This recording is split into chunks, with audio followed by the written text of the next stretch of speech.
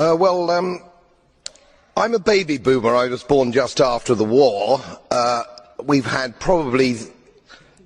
probably had the longest period of peace and prosperity globally, I would say, from that time.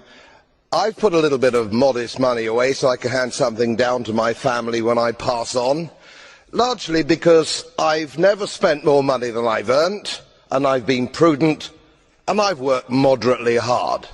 Now, it always seems to me as a complete surprise to politicians how countries get in debt. Let me explain, because I don't think you really understand it.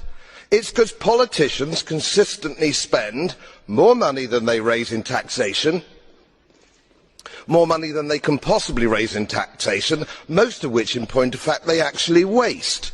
The reason we're talking about countries which are broke, and they are broke, is because their ridiculous, ineffective, ignorant politicians consistently spend more money than they can raise, and then they borrow, and worse, they then print money because politicians and their central banks have a machine which prints money.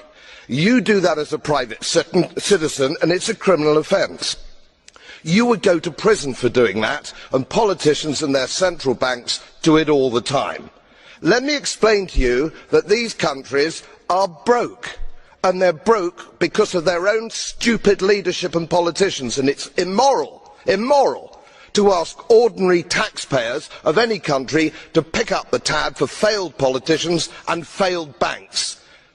They are defaulted, they're broke. For God's sake, let's all of us admit it.